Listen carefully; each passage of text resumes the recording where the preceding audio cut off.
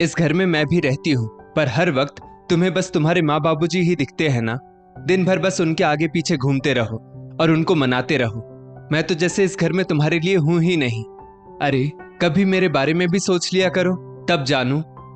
अमिता अपने पति दिलीप से कहती है। दिलीप बोला, ये कैसी बातें कर रही हो? दिन भर में मुश्किल से 1 घंटा भी मैं उनसे बात नहीं कर पाता। जब तक घर में रहता हूँ अपना सारा वक्त तो तुम्हें ही देता हूँ। माँ पूरा दिन रसोई में हमारे लिए खाना बनाती रहती है और बाबूजी बाहर का काम करते हैं। इतना करने के बाद भी अगर तुम मेरे माँ बाप से खुश नहीं हो तो तुम्हें खुश करना भगवान के बस में भी नहीं है। तभी अमिता की सास कमला जी ने आवाज लगाई, बहू, ओ बहू, तुम कह रही थी ना कि बहुत दिन हो गए कुछ अच्छा नहीं खाया है, तो आज मैंने तुम्हारे लिए गट्टे की सब्जी बनाई है। चलो खाकर बताओ कैसी बनी है। अमिता बोली, बोल तो ऐसे रही है जैसे मेरे लिए चिकन मटन बनाया है। मुझे नहीं खानी आपकी गंवार गट्टे की सब्जी, आप खुद खा लीजिए। और आपकी हिम्मत कैसे हुई मेरे कमरे में आने की? दिलीप बोला, होश में तो हो? तुम जानती हो मेरे माँ बाप शुद्ध शाकाहारी हैं। एक तो माँ सबके लिए खाना बनाती है और तुम चाहती हो कि वो तुम्हारे लिए मांस मच्छी बनाए।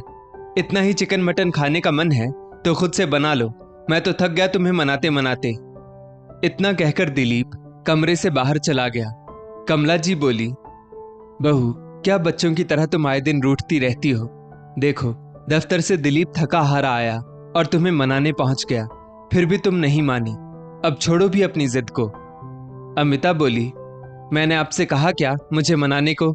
जाइए और खिलाइए अपने बेटे को गट्टे की सब्जी। कमला जी बोली, बहू, एक बात कहूं, पति पत्नी का रिश्ता रबड़ के पेड़ की तरह होता है। इसे प्यार से सींचोगी तो बढ़ेगा, परंतु जब उसी रबड़ को अहंकार में खींचोगी तो एक न एक दिन वो टूट जाएगा। फिर ऐसे रिश्ते का क्या मतलब जिसमें तुम हमेशा खुद को अकेली पाओ, कोई तुम्हारे आसपास तुम्हारा अपना ना हो। इतना कहकर कमला जी वहां से चली गई। अमिता का ऐसा ही स्वभाव था, अगर उसके मन के मुताबिक कोई काम ना हो या उसकी इच्छा पूरी ना हो तो वो मुंह फुलाकर पूरे दिन बैठी रहती थी। आज फिर वो रूठ कर बैठी थी क्योंकि वो बार बार दिलीप से कह रही थी कि कहीं घूमने चलो, और दिलीप अपने माता पिता को भी साथ ले जाना चाहता था, जो अमिता को मंजूर नहीं था। कुछ घंटे बाद कमला जी फिर अमिता के पास आई तो अमिता बोली, कहा ना मुझे नहीं खाना, एक बार में आप लोगों को सुनाई नहीं देती मेरी बात? जाइए यहां से, मेरे पास आने की कोई जरूरत नहीं है। तभी दिलीप कमरे में आया और बोला, अरे, जब माँ कह रही है कि खाना खा लो तो खा क्यों नहीं लेती हो? तुम्हें पता है ना कि जब तक सब खाना नहीं खाएंगे माँ भी नहीं खाएंगी। अमिता गुस्से में बोली, ज्यादा अपनी माँ की तरफदारी करने की जरूरत नहीं है। तुम सिर्फ उनके बेटे ही नहीं बल्कि मेरे पति भी हो, इतना याद रखना। सबकी तेज आवाज सुनकर दिलीप के पिता मनोहर बाबू कमरे में आए और बोले, बहू, क्या बच्चों जैसे रूठ कर बैठी हो? इस उम्र में ये सब तुम्हें शोभा देता है क्या? तुम्हारी सास बूढ़ी होने के बावजूद भी तुम्हें खाना बनाकर खिला रही है और तुम हो कितने नखरे दिखा रही हो। अमिता बोली, पापा जी, मैंने बुलाया था सबको। नहीं ना, फिर आप लोग यहाँ क्यों आए? एक बार जब मैंने कह दिया कि मुझे नहीं खाना तो मतलब नहीं खाना। आप लोगों को बात समझ में नहीं आती है क्या? आखिर मुझसे पूछे बगैर दिलीप ने अयोध्या का सबका टिकट क्यों करवाया, बताइए?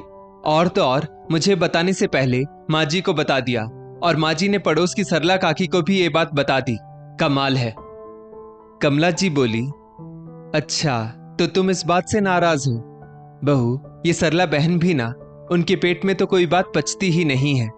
वो क्या है ना, दोपहर में जब दिलीप ने फोन किया था और आधार नंबर मांग रहा था तो तुम सो रही थी, और जब मैंने पूछा कि क्यों मांग रहे हो तब उसने कहा, अमिता को घूमने जाने की इच्छा है तो हम सब मिलकर अयोध्या चलते हैं। और तभी बादल गरजने की आवाज आई। मैं छत पर जाकर कपड़े उठाने लगी, वहीं मुझे सरला बहन मिल गई और बातों बातों में मेरे मुंह से निकल गया, मुझे माफ कर दो बहू, मुझसे गलती हो गई। अमिता बोली, हाँ, गलती आपसे हुई पर मजाक तो मेरा बन गया ना, कि मुझे पता ही नहीं कि मेरा पति किस किस को अपने साथ ले जा रहा है। कमला जी बोली, बहू, मैं माफी मांग तो रही हूं, आइंदा से ऐसा नहीं होगा। चलो अब तुम खाना खा लो। अमिता बोली, एक बार कहने पर आप लोगों को समझ में नहीं आ रहा। ये तो आपको गलती करने से पहले सोचना चाहिए था। बेचारी कमला जी इतना सा चेहरा लेकर वहां से चली गई। बूढ़ा शरीर कितना बर्दाश्त करता। कमला जी के साथ साथ मनोहर बाबू को भी बहुत जोरों की भूख लगी थी। अब बहू और पत्नी भूखी थी तो वो कैसे खाना मांगते। दिलीप और अमिता की अभी 6 महीने पहले ही शादी हुई थी। दिलीप की नौकरी ऐसी थी कि अक्सर ऑफिस के काम से उसे बाहर जाना पड़ता था। इसी कारण वो अमिता को ज्यादा घुमाने फिराने नहीं ले जा पाता और न ही अपने माता पिता को वक्त दे पाता था, जिसका गुस्सा अमिता अपने सास ससुर पर निकालती थी और कहती थी अगर ये दोनों ना रहते तो मेरा पति जहां भी टूर पर जाता मुझे अपने साथ ले जाता। बेचारी कमला जी की आदत थी कि वो खाना बनाकर सबको खिलाकर ही खाती थी, लेकिन अमिता छोटी छोटी बातों पर रूठ कर बैठ जाती थी और फिर खाना नहीं खाती थी। इस कारण से कई बार कमला जी भी भूखी रह जाती थी। फिर देर से खाती तो भूख खत्म हो जाती या तबीयत बिगड़ जाती थी और फिर अमिता को काम करना पड़ता, तो इस बात पर वो और भी नाराज हो जाती थी।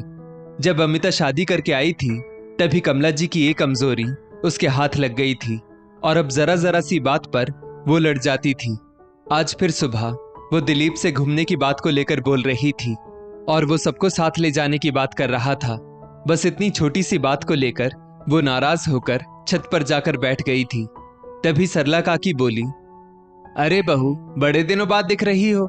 मैंने तो सोचा कि दिलीप तुम्हें कहीं घुमाने ले गया होगा। आखिर अभी तुम्हारी शादी को दिन ही कितने हुए हैं। अमिता हंसकर बोली, हाँ काकी, पर माँ जी और पापा जी भी तो घर में हैं, उन्हें छोड़कर कैसे जा सकते हैं। सरला काकी बोली, अरे तुम्हारी सास तो पूरा घर संभाल सकती है, फिर क्या खुद को और अपने पति को नहीं संभाल सकती? या फिर तुम्हारा पति तुम पर पैसे नहीं खर्च करना चाहता? अमिता बोली, नहीं वो बात नहीं है। तो सरला काकी बोली, फिर क्या बात है? अभी पिछले साल मेरी बेटी की शादी हुई थी। एक साल में ना जाने मेरे दामाद जी मेरी बेटी को कहां कहां घुमा कर ले आए। आए दिन वे उसे रेस्टोरेंट ले जाते हैं, नए कपड़े दिलवाते हैं। तुम क्या पूरे दिन घर में बैठी रहती हो? हाँ भाई, अपनी अपनी किस्मत होती है। मेरी बेटी इतने छोटे से शहर में रहकर भी राज कर रही है और तुम दिल्ली से आई हुई यहाँ घर में बंद होकर रह गई। सरला काकी की हंसी ने अमिता के जले पर नमक छिड़कने का काम किया। वो गुस्से में नीचे तो आ गई, पर तब से मुंह फुलाकर बैठी थी और सब घर वाले उसे मनाने में लगे थे। खैर, इतना मनाने के बाद भी जब अमिता नहीं मानी तो कमला जी सबको खाना देकर अपने कमरे में जाकर सो गई। इधर दिलीप ने अमिता की पसंद का कुछ ऑर्डर कर दिया। दूसरे दिन रविवार था तो अमिता देर तक सो रही थी और कमला जी पूजा कर रही थी। इस पर मनोहर जी बोले, कमला, आखिर कब तक तुम अपनी बहू की मनमानी चलने दोगी? उसका तो शुरू से यही तमाशा चल रहा है। पिछले 6 महीनों से देख रहा हूं, उसकी बात पूरी नहीं होती है तो वो रूठ कर बैठ जाती है। समझती ही नहीं कि दिलीप पर काम का कितना बोझ है, घर का बोझ भी है। अगर ऐसे ही चलता रहा तो हमारा लड़का चैन से काम तक नहीं कर पाएगा और कहीं ना कहीं बहू की गलती को बढ़ावा तुम भी देती हो। कमला जी बोली, दिलीप के बाबूजी, मैं भी क्या कर सकती हूँ? मेरी आदत है, जब तक घर का हर सदस्य खाना ना खा ले मुझसे खाना नहीं खाया जाता। मनोहर बाबू बोले, एक बात कहूं कमला, बुरा मत मानना। संस्कार अपनी जगह है और ऐसी मनमानी अपनी जगह। जो लोग नहीं समझते वो लोग किसी के समझाने से भी नहीं समझेंगे, चाहे तुम उनके लिए अपनी जान ही क्यों ना दे दो। ऐसे लोगों के लिए तुम अपनी भूख क्यों मारती हो? देखो, 6 महीने की शादी में दिलीप कितना मुरझा गया है। अगर ऐसा ही चलता रहा तो वो बीमार पड़ जाएगा। और जहां तक बात अमिता की है, मुझे लगता है अपने मायके में भी उसे रूठने की आदत होगी। और तुम एक बात जानती हो, वो अपने कमरे में चिप्स, नमकीन, बिस्किट और ना जाने क्या क्या खाने का सामान रखती है जो बाद में उठाकर खा लेती है। मैंने खुद देखा है उसे खाते हुए। पर तुम्हारे शरीर का क्या कमला, अगर तुम बीमार पड़ गई तो सोचो मेरा क्या होगा, क्योंकि तुम्हारी बहू तो हमारी सेवा करने से रही। कमला जी बोली, फिर मैं क्या करूं जी, मुझे तो कुछ समझ में नहीं आता। मनोहर बाबू बोले, देखो कमला, तुम वही करो जो कभी ना कभी उसके माँ बाप ने किया होगा। जब भी वो रूठे तुम उसे मनाने मत जाओ, बस उसके सामने खाना खा लिया करो। फिर देखना एक बार रूठेगी, 2 बार रूठेगी, तीसरी बार उसे अपने आप ही मानना होगा। तभी दिलीप कमरे से निकल कर आया और बोला, माँ, बाबूजी ठीक कह रहे हैं। मुझे भी लगता है अमिता के साथ ऐसा ही करना होगा, क्योंकि ऐसे लोगों के लिए क्या रूठना और क्या मनाना। समझ रही है ना आप कि हमें क्या करना है। आखिरकार पति और बेटे की बात मानकर कमला जी ने विचार किया कि अब ऐसा ही करना होगा। अगले हफ्ते दिलीप को किसी काम से बेंगलुरु जाना था। कंपनी के और लोग भी उसके साथ जा रहे थे। इस वजह से दिलीप अमिता को साथ नहीं ले जा सकता था। तो अमिता बोली, चलो मेरे मायके चलो। दिलीप बोला, तुम्हें अगर इच्छा है तो मैं तुम्हें तुम्हारे मायके पहुंचा देता हूं। पर अमिता की जिद थी कि कुछ दिन दिलीप भी वहीं रहे और वहीं से बेंगलुरु चला जाए। दिलीप माना नहीं तो वो फिर से नाराज होकर बैठ गई। मौसम बरसात का आ गया था। चारों तरफ काली घटा छा रही थी और थोड़ी देर में बारिश भी होने लगी। तो दिलीप बोला, माँ, पनीर के पकौड़े बनाओ ना। कमला जी बोली, बेटा, पनीर तो घर में है नहीं और ऐसे मौसम में तुम भी बाहर मत जाओ। मैं पालक और गोभी के पकौड़े बना लेती हूँ। इतना कहकर कमला जी पकौड़े बनाने चली गई। कमला जी सबको पकौड़े देकर कुछ पकौड़े अमिता को देने गई, पर वो तो गुस्से में मुंह फुलाकर बैठी थी। फिर कमला जी को अपने बेटे और पति की बात याद आई। उन्होंने 1-2 बार अमिता से कहा, बहू, खाकर तो देखो, पकौड़े बहुत अच्छे बने हैं। दिलीप और तुम्हारे ससुर जी को भी बहुत पसंद आए हैं। अमिता बोली, मुझे नहीं खाने, जाइए अपने पति और बेटे को ही खिलाइए और खुद भी खाइए।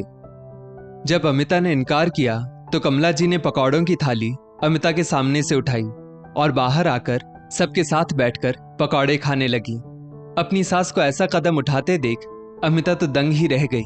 उसे उम्मीद नहीं थी कि उसकी सास ऐसा भी कर सकती है। मन तो उसका भी था, पर वो कुछ कह नहीं पाई और गुस्से में अपने कमरे में चीजें इधर से उधर करने लगी, ये सोचकर कि कमला जी उसे फिर मनाने आएंगी, जो कि हुआ नहीं। अमिता बार बार कमरे से बाहर कभी अपने ससुर को तो कभी अपने पति को देख रही थी। कमला जी का मन हुआ कि बहू को मना ले।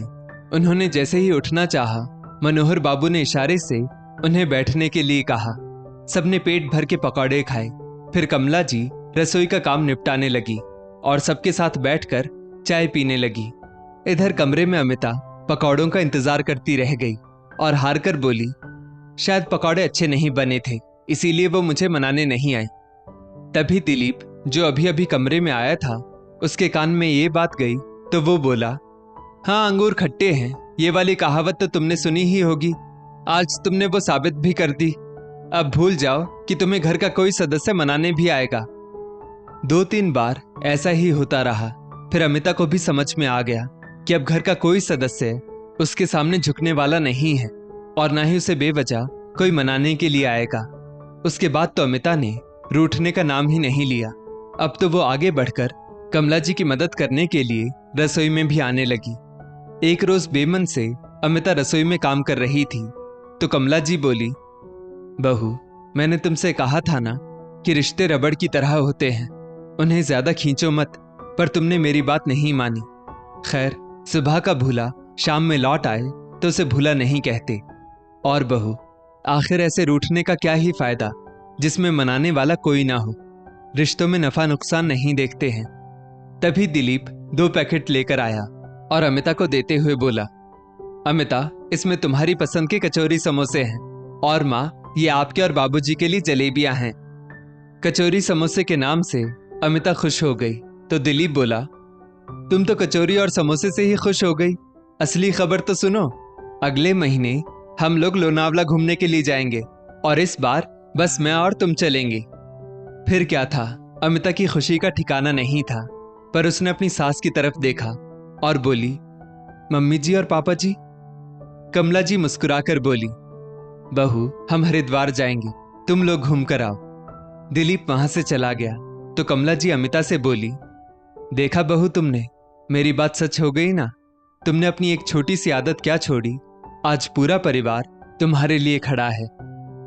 दोस्तों, इस स्टोरी को लेकर आपकी क्या राय है, नीचे कमेंट करके जरूर बताइएगा और ऐसी ही और भी बेहतरीन वीडियोस के लिए हमारा पेज जरूर फॉलो करें। धन्यवाद।